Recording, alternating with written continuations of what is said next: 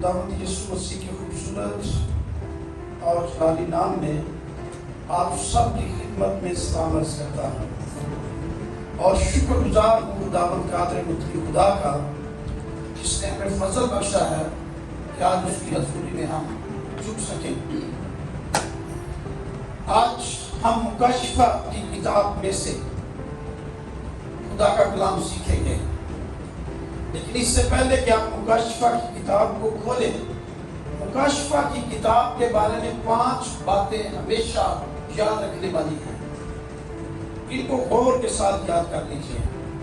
Number 1، اس کتاب کا منبع خداوند یسوع مسیح ہے۔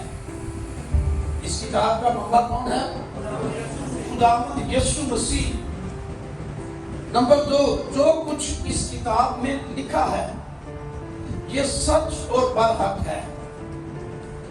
نمبر 3، یوحنا نے یہ تمام واقعات جو مکاشفہ کی کتاب میں لکھے ہوئے ہیں اپنی آنکھوں سے دیکھے اور اپنے کانوں سے سنے ہیں۔ نمبر 4، اس کتاب کے تمام واقعات ضرور پورے ہوں گے۔ تمام واقعات ضرور پورے ہوں گے۔ اور 5ویں بات، یہ واقعات شروع ہوتے ہی تیزی کے ساتھ پورے ہونے شروع ہو جائیں گے۔ مکاشفہ کی کتاب کو قدرتی طور پر خدا کے الہام میں 3 حصوں میں تقسیم کیا گیا ہے۔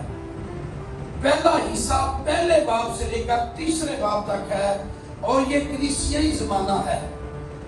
اس میں کلیسیا زمین پر ہمیں دکھائی دیتی ہے۔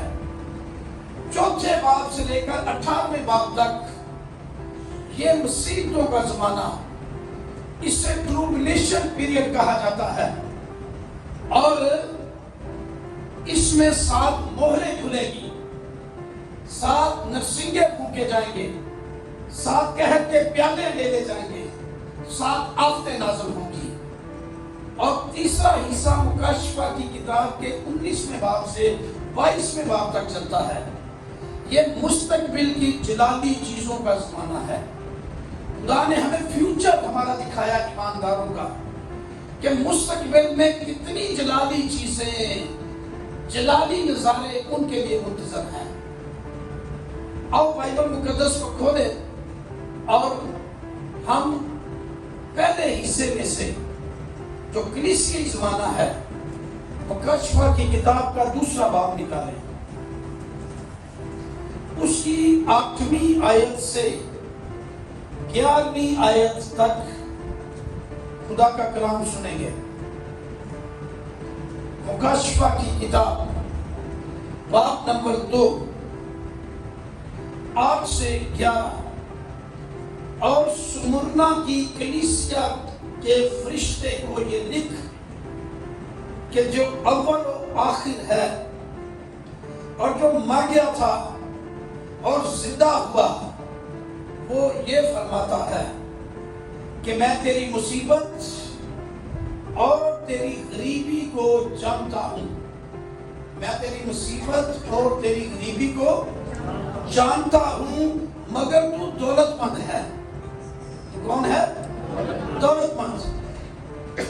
اور جو اپنے آپ کو یہودی کہتے ہیں اور ہیں نہیں بلکہ شیطان کی جماعت ہیں، ان کے لعنتن کو بھی جانتا ہوں۔ جو دکھ تجھے سہنے ہوں گے ان سے خوف نہ کر۔ دیکھو ابلیس تم میں سے بعض کو قید میں ڈالنے کو ہے، تاکہ تمہاری آزمائش ہو، اور 10 دن تک مصیبت اٹھاؤ گے۔ جان دینے تک بھی وفادار رہ تو میں تجھے زندگی کا تاج دوں گا۔ جس کے کان ہوں وہ سنیں کہ روح کلیسیوں سے کیا فرماتا ہے۔ جو غالب آئے اس کو دوسری موت سے نقصان نہ پہنچے گا۔ خدا کے کلام کے پڑھے اور سنے جانے کے وسیلے سے ہم سب کو برکت ملے۔ آمین۔ ہمارا آج کا ٹاپک سمرنا کی کلیسیا کے دکھ اور ان کا اجر۔ سمرنا کی کلیسیا کے دکھ اور ان کا اجر۔ ये हमारा आज का टॉपिक होगा। अजीजों, इस वक्त हम कलीसियाई जमाने में जिंदगी गुजार रहे हैं। कौन से जमाने में? कलीसिया जमीन पर मौजूद है, हर संडे उसकी वर्शिप और इबादत होती है। ये कलीसियाई जमाना है। एक वक्त आएगा कि कलीसिया आसमान पर उठा ली जाएगी, फिर नीचे मुसीबतों का जमाना, तकलीफों का जमाना 7 साल शुरू हो जाएगा। 7 मोहरें खुलेगी, 7 नरसिंगे फूके जाएंगे, 7 कहर के प्याले ले जाएंगे।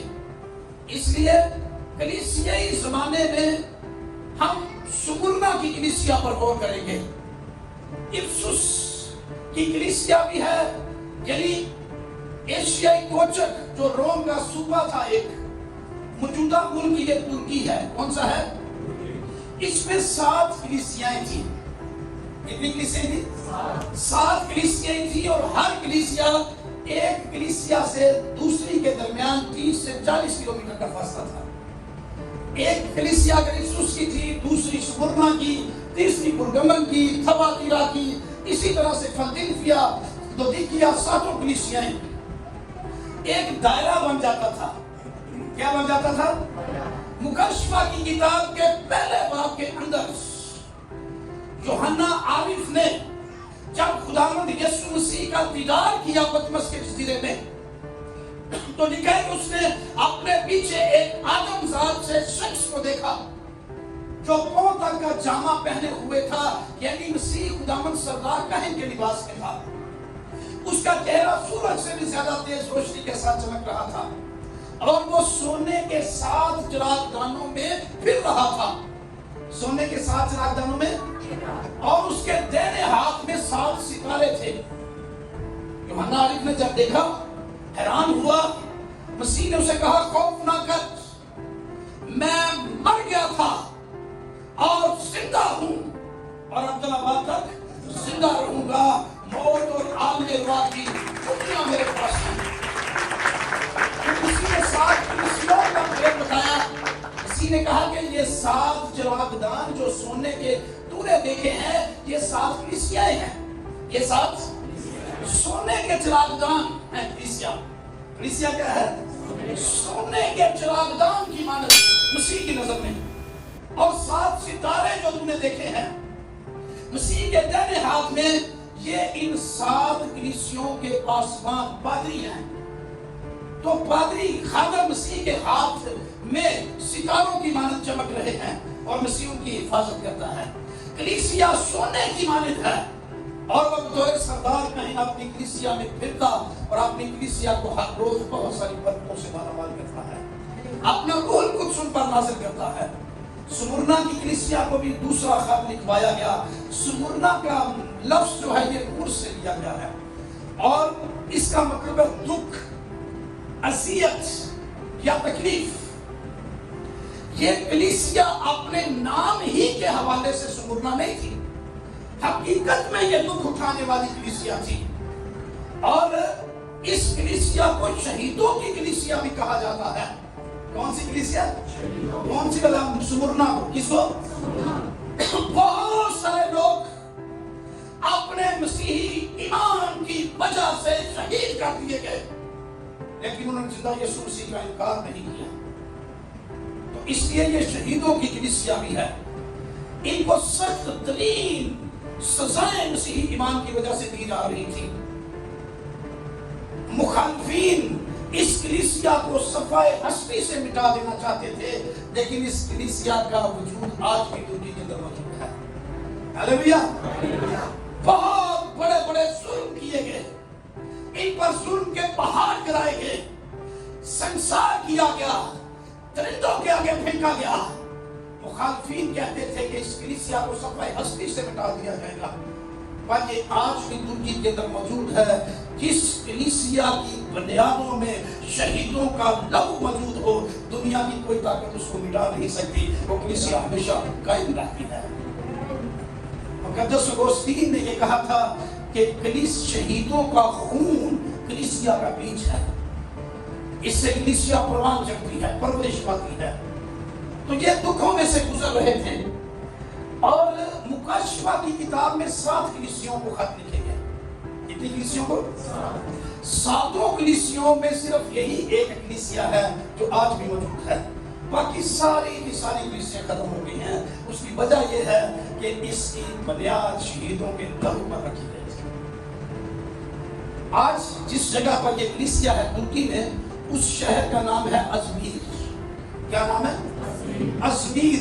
3 लाख आबादी का यह शहर है, जिसमें 1/4 अभी भी क्रिश्चियन लोग मौजूद हैं, यानी 3,75,000 लोग आज भी क्रिश्चियन हैं। मसीह की कलीसिया का वजूद वहां पर मौजूद है।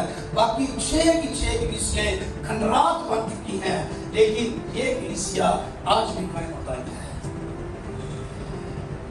इस कलीसिया की एक बहुत बड़ी और खूबी ये है कि इस कलीसिया से मसीह को कोई शिकायत नहीं। इस कलीसिया से शिकायत ही कोई नहीं।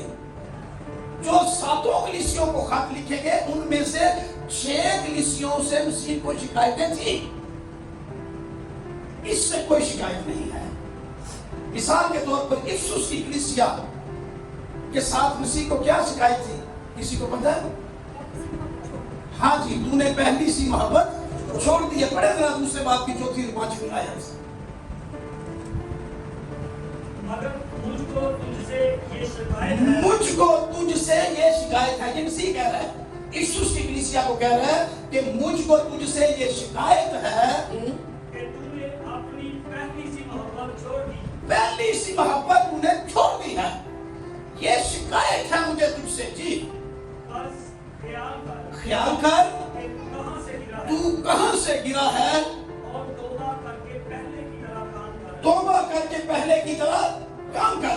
जी, और अगर तू तौबा ना करेगा, अगर तौबा ना करेगा तो मैं तेरे पास आकर, मैं तेरे पास आकर तेरे चिरागदान को हाँ उसकी जगह से हटा दूंगा। चिरागदान को उसकी जगह से हटा दूंगा। चिरागदान कौन है? कलीसिया। तौबा कर, अगर नहीं तो तेरे चिरागदान को उसकी जगह से हटा दिया जाएगा। इफसुस की कलीसिया से ये शिकायत थी मसीह को कि तूने पहली सी मोहब्बत छोड़ दी है। अच्छा, दूसरी कलीसिया स्मुरना की है, जिससे मसीह को कोई शिकायत नहीं। तीसरी कलीसिया पुरगमन की, उससे भी मसीह को शिकायत है। पढ़े जरा 14वीं आयत। लेकिन मुझे चंद बातों की मुझसे शिकायत है। शांत बातों की शिकायत कितनी? और देखो किन्नी शिकायत सी एक गल दी। यीशु से एक शिकायत, ऐसे चंद शिकायत। हाँ जी, इसलिए कि तेरे यहाँ बाज लोग बालाम की तालीम मानने वाले हैं, बालाम की तालीम मानने वाले हैं, जिसने बलक को बनी इस्राएल के सामने ठोकर खिलाने वाली चीज रखने की तालीम दी, यानी ये कि वो बुतों की कुर्बानियां खाएं और हरामकारी करें। हरामकारी करें, तो इससे भी शिकायत। अच्छा, मेरा एक दिल कर रहा है किसी दिन सारियां मुस्लिम शिकायतों को दसा कि कलीसिया वाला किनिया ज्यादा है, लेकिन स्मुरना के लिए फख्र की बात ये थी कि स्मुरना से कोई शिकायत नहीं थी। अच्छा, वो कलीसिया अच्छी होगी जिसको मसीह को शिकायत ही कोई नहीं करो, या जिन्होंने शिकायतों में वो अच्छी होगी। ये दसो हमारा क्या होगी? शिकायत ही कोई नहीं। काश आज पाकिस्तान भर की कलीसियाएं इसी तरह की बन जाए, स्मुरना की मानद, कि मसीह को शिकायत ही ना हो हमसे। मैं जब पढ़ रहा था सोच रहा था कि इफसुस नाल भी शिकायत, पुरगमन नाल भी, थबातीरा नाल कितनी ही शिकायतां ने मसीह को इन्हां दे नाल साडे नाल होरे कितनी भी शिकायतां होंगियां। लेकिन काश हम स्मुरना की कलीसिया का रोल मॉडल लें। स्मुरना की कलीसिया से कोई शिकायत नहीं है मसीह को, और ऐसी ही जलाल वाली मसीह की कलीसिया लेने के लिए आ रहा है, जिसके चेहरे पर ना कोई दाग है, ना कोई धब्बा है, ना कोई झुर्री है, बल्कि वो सरासर पाक और बेहद है। तो हमें ऐसी कलीसिया बनना है। ये नहीं कि हर वक्त मसीह शिकायत ही साढ़े बारे करता रहे कि इबादत का टाइम 12:30 मसीह कुछ 1 बजे आए हो, 1:45 बजे आए हो, ये भी तो शिकायत ही है ना, कि नहीं शिकायत। और कितने काम, हम जितने भी काम मसीह के अगेंस्ट करेंगे, मसीह शिकायत करेगा। तो फिर शिकायतों से बचने के लिए अपना रोल मॉडल स्मुरना की कलीसिया को बनाना है। وہ ساڑیاں اپنیاں بڑی شکایتیں ہیں، ہم بھی اندر سے شکایتوں سے بھرے رہتے ہیں، لیکن یہ بھی یاد رکھیں مسیح کو بھی کوئی نہ کوئی شکایتیں ہیں ساڑھے نام اسی اگر چاہیے نے ساڑھے ہی لگا لگوا سی انہوں نے ساڑھے نہ یہ کرنا سی خدا نے جب کبھی کوئی ہوتا ہے نا بڑا سانیہ حادثہ ڈیتھ کس قسم کی پھر شکایتیں سننے لگیا پتا چلتا ہے، لیکن مسیح کو بھی شکایتیں ہیں۔ صاف کسی نے کہا مجھے تجھ سے یہ شکایت ہے، مجھے تجھ سے چند باتوں کی شکایت ہے، اور اس کلیسیا سے کوئی شکایت نہیں تھی۔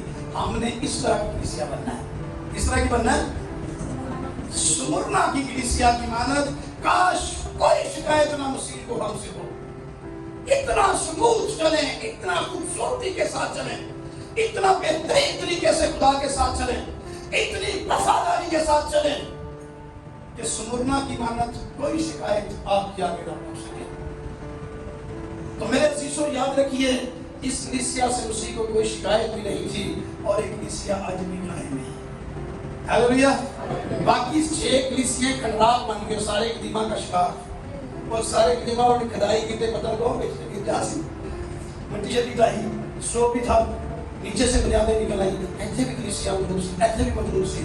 6 کلیسیاں کھنڈرات بن چکی ہیں اور ساری قدیمہ کا حصہ بن چکی ہیں، لیکن سمرنا کی کلیسیا آج بھی وہاں پر قائم ہے، اور وہاں بس یسوع کی پرستش ہوتی ہے، عبادت ہوتی ہے، ستائش ہوتی ہے، اور روح کی اطاعت کا کام ہو رہا ہے۔ تو مسیح خداوند نے بتایا کہ میں تیرے بارے میں کچھ چیزیں جانتا ہوں، دکھ بہت تھے، دکھوں پر پہلے بات کرتے ہیں، سمرنا کی پھر ان کے اجر پر بات کریں گے۔ مسیح نے کہا اجر بھی ہے اگر دکھ بھی، تو مسیح خداوند ان کی مشکلات سے وہ جانتا تھا۔ 3 طرح کی ان کی مشکلات یسوع نے کہا میں جانتا ہوں، پریشان ہونے کی ضرورت نہیں ہے۔ پہلے نمبر پر میں تیری مصیبت کو جانتا ہوں، میں تیری مصیبت کے لیے جو یہاں پر گریک ورڈ ہے یونانی، وہ تھلیپسس، تھلیپسس کا مطلب ہے دباؤ یا کچلنا۔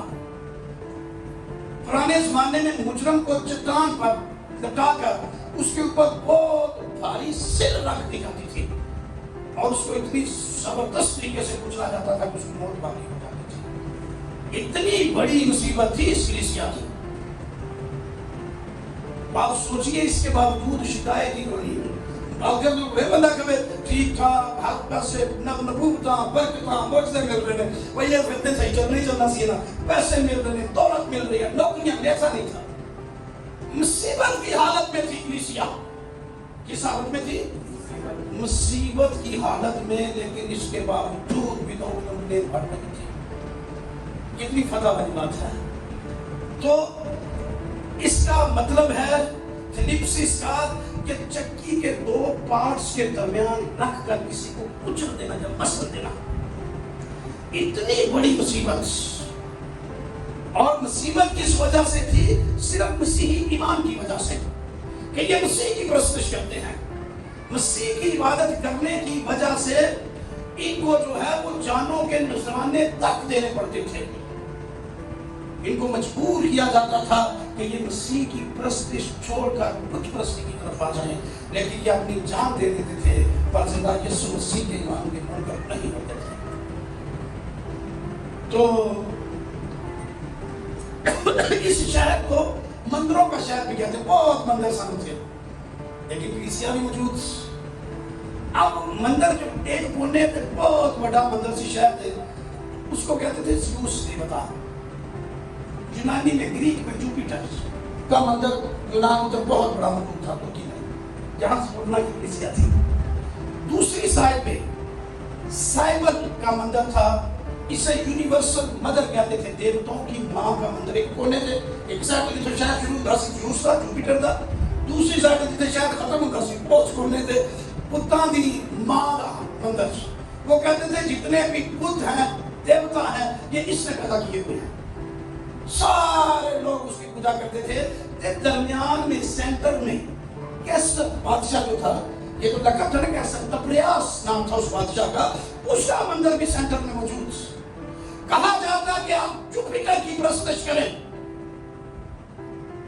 اور دیوتاؤں کی ماں کی پرستش کریں، سرکاری طور پر آرڈر دیا جاتا کہ ایس بادشاہ کی تبریاس کے بت کی پرستش کرے، تبریاس کے مندر پر آ کر پرستش کرے، لیکن زندہ یسوع مسیح کے ماننے والے، اس کلیسیا کے بلیور، اس کلیسیا کے ایماندار جو ہیں، اس بنا پر اپنی جانوں کا نذرانہ پیش کر رہے تھے کہ ہم تبریاس بادشاہ کی پرستش نہیں کریں گے، ہم تو بادشاہوں کے بادشاہ یسوع مسیح کی پرستش کریں گے۔ یسوع مسیح نے بھی کہا کہ میں جانتا ہوں کہ تم کن مصیبتوں میں سے گزر رہے ہو۔ مسیح خدا نے انٹروڈکشن ان کو یہ کروایا اپنا کہ میں اول اور آخر، میں مر گیا تھا اور زندہ ہوں، مر گیا تھا اور زندہ ہوں۔ وہ جس کی پرستش کرتے تھے نا تبریاس بادشاہ کی، وہ مر گیا تھا اور مردہ حالت میں پڑا ہوا تھا۔ یسوع نے کہا کہ میں زندہ ہوں، مر گیا تھا میں، پر میں زندہ ہوں، رب العباد تک زندہ رہوں گا۔ اس لیے تمہیں پریشان ہونے کی ضرورت نہیں، جب تک تمہارا خداوند تخت نشین ہے، آپ کی مصیبتیں، پریشانیاں بھی زندہ خدا کے جلال کا باعث بن جائیں گی۔ وہ آپ کے ساتھ موجود ہے، آپ کی مدد کرنے کے لیے۔ اس نے کہا میں اول اور آخر ہوں۔ دنیا کے سارے بادشاہ اپنے اپنے وقت پر مر جائیں گے، مٹ جائیں گے، لیکن یسوع مسیح آخر تک قائم رہنے والا بادشاہ ہے، عبدالآباد کا قائم رہنے والا بادشاہ ہے۔ تو مسیح مصیبتوں کو جانتا ہے، مصیبتوں کو۔ پہلی بات ہے کہ ہم کبھی اتنی بڑی مصیبت میں پھنسے ہی نہیں،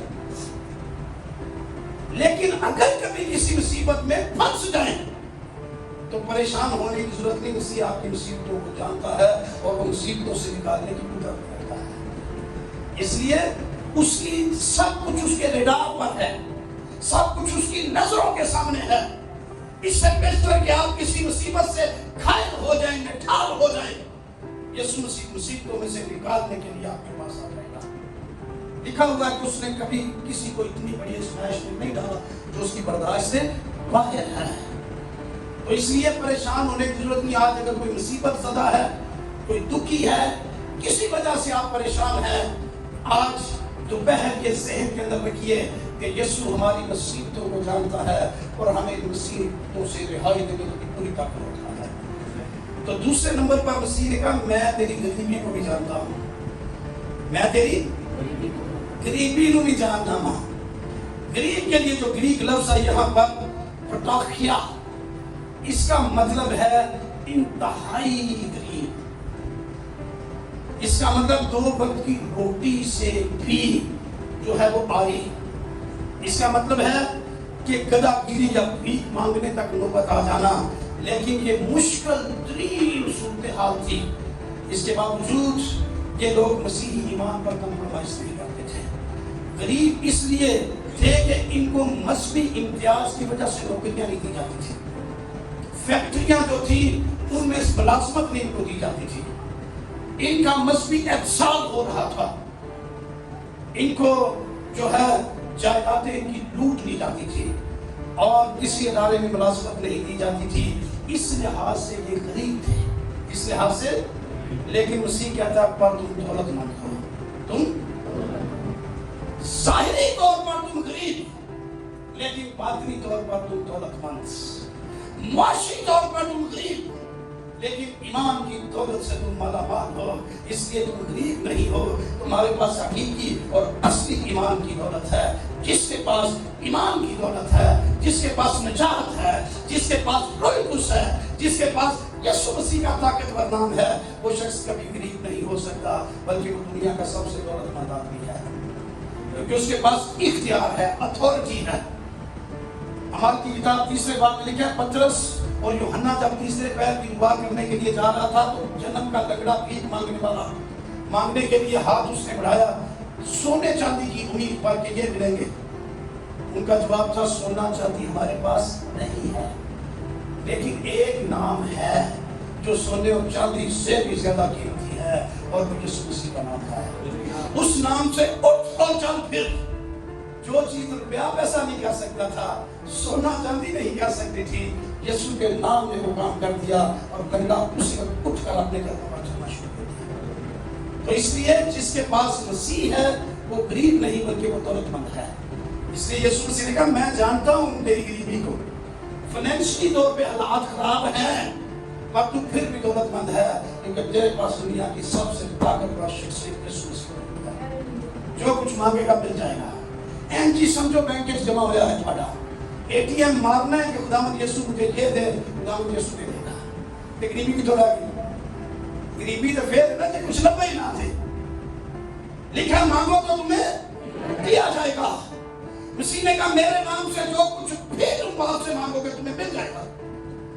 غریبی کا دی رہ گئی، اس لیے اس نے کہا کہ میں تیری غریبی کو جانتا ہوں، مگر تو دولت مند ہے، تیرے پاس ایمان کی دولت ہے، تیرے پاس نجات کی دولت ہے، تیرے پاس نیک کاموں کی دولت ہے، روحانی نعمتوں کی دولت ہے، اس لیے تو غریب نہیں، روحانی طور پر بہت بڑا دولت مند ہے۔ تو میرے عزیزو یاد رکھیے کہ مسیح دوسری چیز جس کو جانتا تھا وہ تھا کہ ان کی غریبی۔ یاد رکھیں کہ دولت کے بارے میں بائبل میں لکھا ہے یہ پر لگا کر ٹوٹ جاتی ہے، دنیاوی دولت، لیکن حقیقی دولت، ایمان کی دولت ہمیشہ قائم رہتی ہے۔ ہاللیلویا۔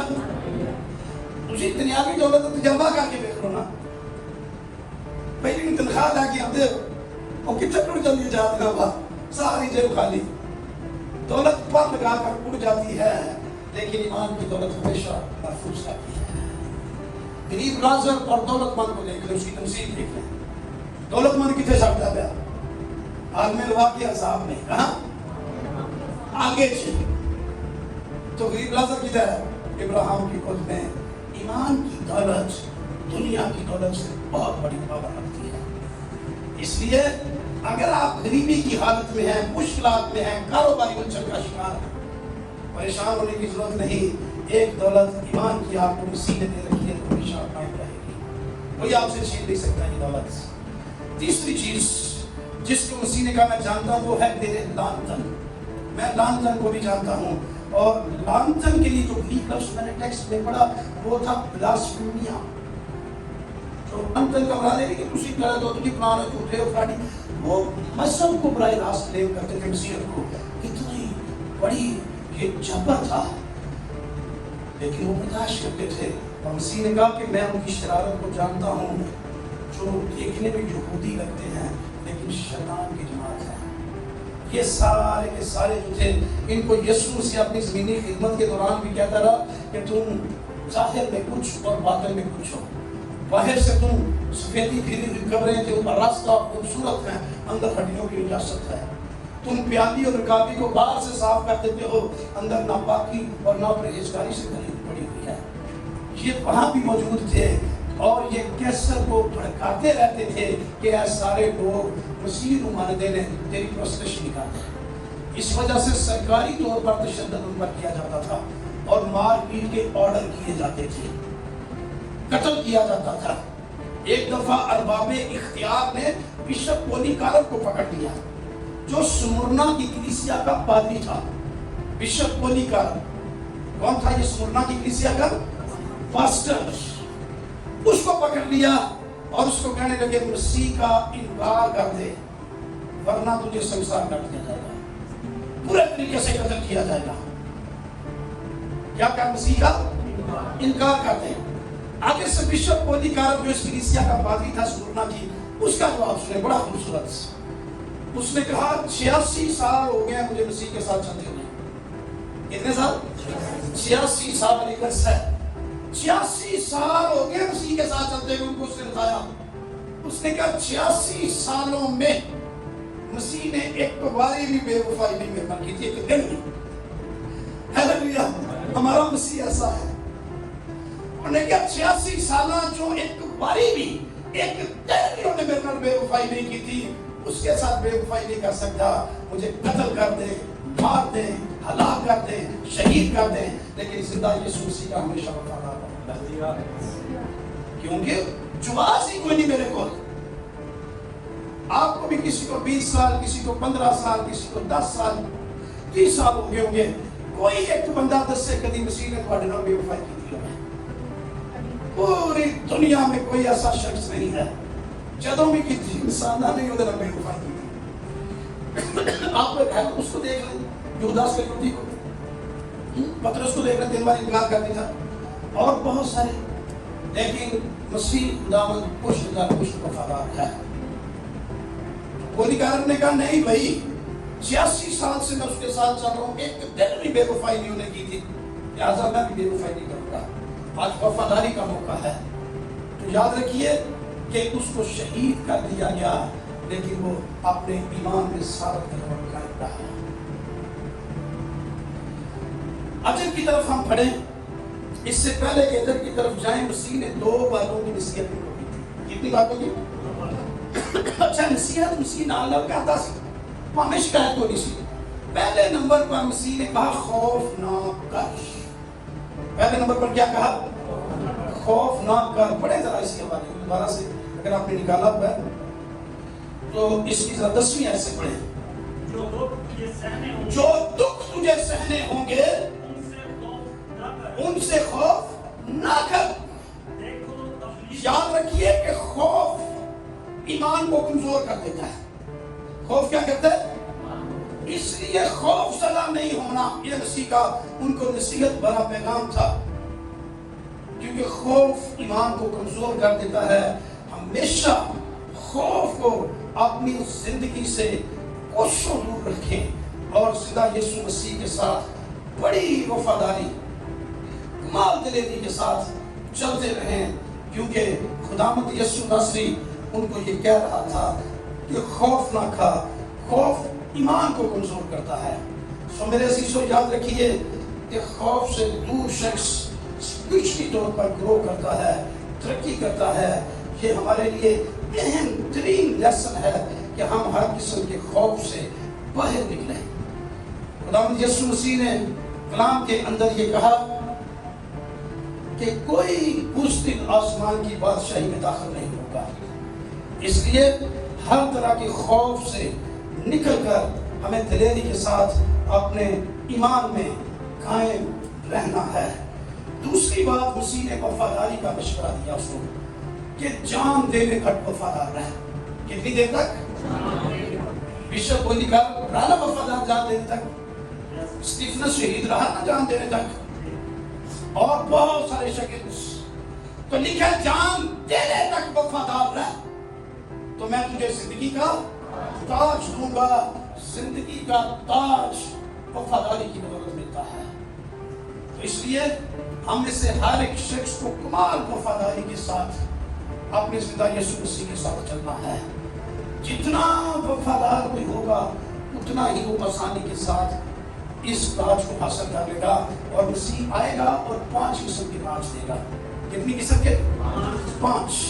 پہلا تاج زندگی کا تاج, کراؤن آف لائف, جس کو ہم دیکھ رہے ہیں مکاشفہ 10 میں کہ جان دینے تک وفادار رہا تو میں تجھے زندگی کا تاج دوں گا. دوسرا تاج ہے نام اچھانے والا سیرا. پہلا کرنتھیوں 9واں باب نکالیں 24 اور 25 آیت. یہ انکریپٹیبل کراؤن ہے جو مرجھاتا نہیں ہے. 9واں باب 24 اور 25 آیت. پہلا کرنتھیوں 9واں باب 24-25. جی کیا تم نہیں جانتے؟ کیا تم نہیں جانتے کہ دوڑنے والے دوڑتے تو سب ہی ہیں. کتنے دوڑتے ہیں؟ سب, سارے دوڑتے ہیں. ہاں جی, مگر انعام ایک ہی لے جاتا ہے. ہاں جی, تم بھی ایسے ہی دوڑو تاکہ جیتو. تم بھی ایسے ہی دوڑو تاکہ جیتو. تو یہ جو انعام ہے نا یہ جیتنے والوں کو ملے گا. تم کو دوڑ میں جیتنے والا شخص. جی آگے, وہ لوگ تو اٹھانے والا صحرا پانے کے لیے یہ کرتے ہیں. تم بھی ایسے ہی دوڑو گے, جیتو. آگے یہاں سے مگر انعام ایک ہی لے جاتا ہے. ہاں جی, تم بھی ایسے ہی دوڑو گے, جیتو. ہاں آگے, ہر پہلوان پڑھے. اور ہر پہلوان سب طرح کا پرہیز کرتا ہے.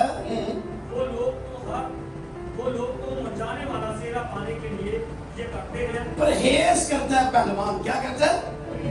کس لیے پرہیز کرتا ہے؟ مرجھانے والا سیرا پانے کے لیے. لیکن تمہیں جو سیرا ملے گا وہ مرجھانے والا نہیں ہوگا. تو آپ سوچیں وہ کہہ رہے ہیں کہ پہلوان پرہیز کرتا ہے تاکہ وہ اپنا تاج اپنا صحرا حاصل کر سکے. تمہیں نہ مرجھانے والا صحرا دیا جائے گا. اگر مرجھانے والے صحرے کو پانے والا پرہیز کرتا ہے تو پھر تمہیں بھی پرہیز کرنا پڑے گا. پرہیز نہ جتانے نہ چاہیے, وہ جتنے تانے پرہیز کرتے ہیں. ہم میں سے بہت سارے لوگ پرہیز نہیں کرتے. آپ میڈیکلی بیماریوں کی طرف ہی دیکھ لیں. ایک شخص شوگر کا پیشنٹ ہے, اگر وہ پرہیز نہیں کرتا, مٹھائی کھاتا ہے, مٹھیاں چاواں پیتا ہے, ڈاکٹر نے اس کو کہا کہ پرہیز کرنا ہے, یہ چیزیں نہیں کھانی, وہ کھائی ہوتا ہے, تو نقصان ڈاکٹر کیا کہ بد پرہیزی کرنا ہوتا ہے. بد پرہیزی کرنا ہوتا ہے نا. اگر کسی کو بلڈ پریشر کا عارضہ ہے, ہائی ہوتا ہے, ڈاکٹر کہتا ہے نمک نہیں کھانا, تلی ہوئی چیزیں, فلاں چیزیں نہیں کھانی, وہ ساریاں کھائی ہوتا ہے, تو نقصان ڈاکٹر دا ہوئے گا کہ پیشنٹ دا ہوئے گا. یہ بائبل کہتی ہے کہ تم نے پرہیز کرنا ہے. حسد, جھوٹ, نفرت, بغض, ہر طرح کی غیبت, ہر طرح کی برائی, ایک دوسرے کی بیجا مخالفت, نفرتیں, حسد, تفرقے, پارٹیاں وارسیاں. پرہیز کریں گے تو جیتیں گے. اگر بائبل کہتی ہے چیزاں کا پرہیز کرو, تو اگر ہم پرہیز نہیں کرتے تو بائبل کا نقصان ہے کہ ہمارا نقصان ہے.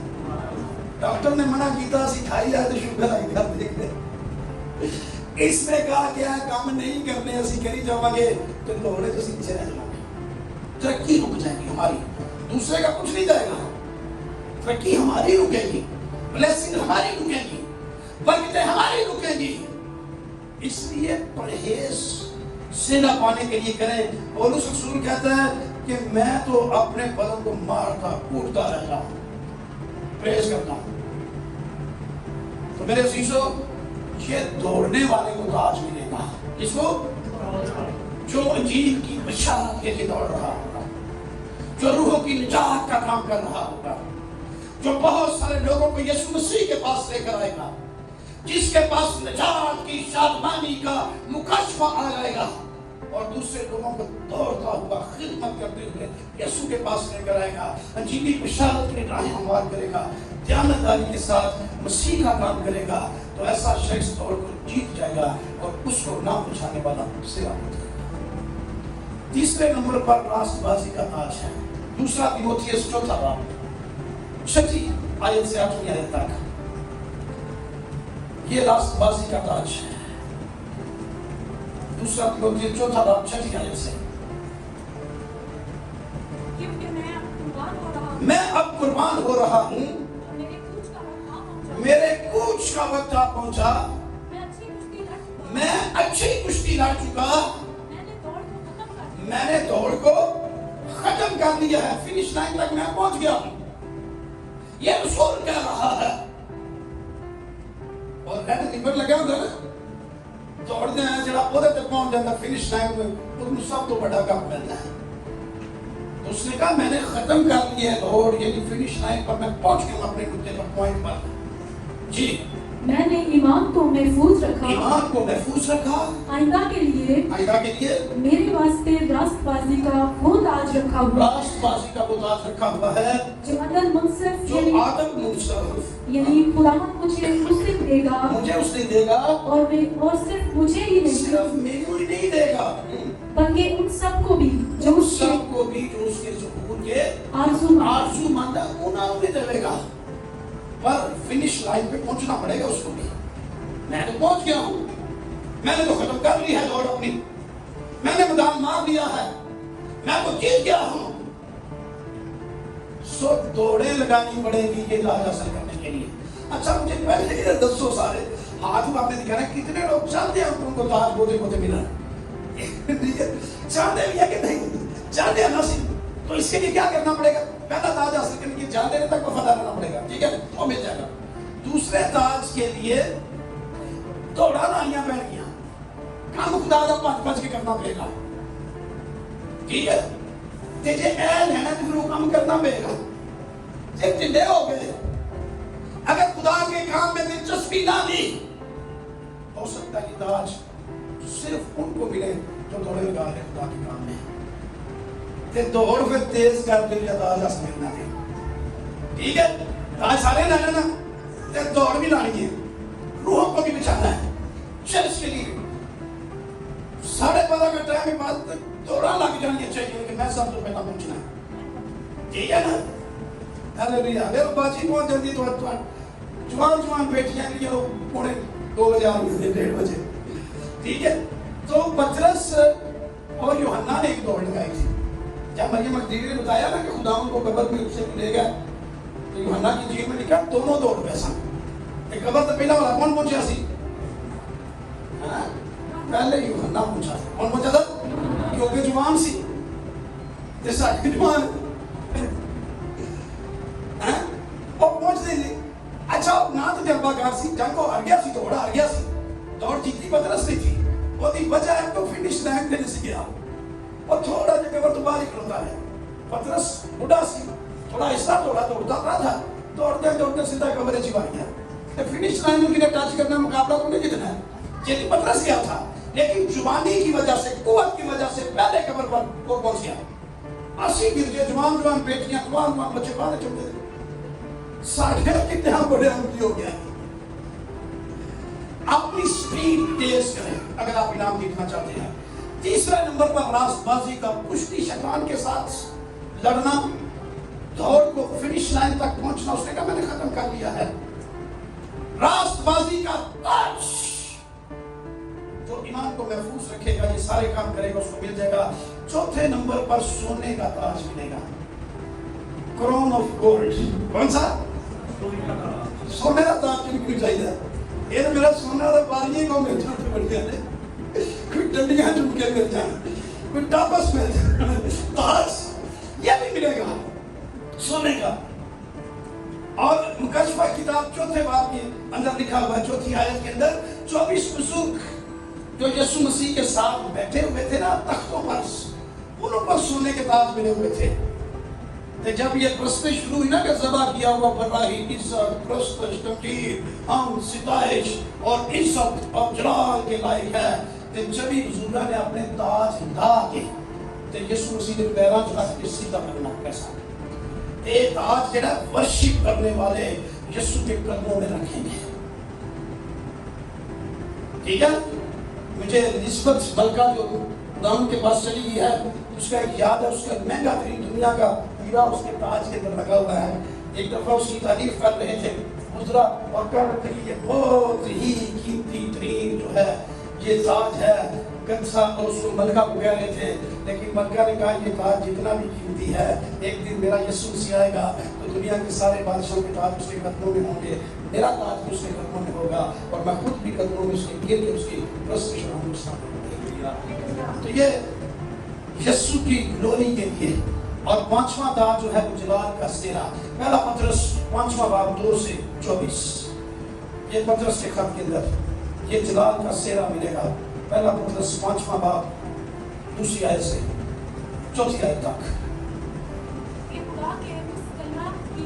خدا کے اس گلہ کی گلہ بانی کرو جو تم میں ہے, لاچاری سے نگاہ بانی نہ کرو. ہاں جی, خدا کی مرضی کے موافق خوشی سے, ناجائز نفع کے لیے نہیں, دلی شوق کے ساتھ اس کی خدمت کرو. ہاں جی, حکومت نہ جتاؤ, نمونہ بنو گلہ کے لیے. جب سردار گلہ بان ظاہر ہوگا جلال کا ایسا سہرا ملے گا جو مرجھانے والا نہیں ہے.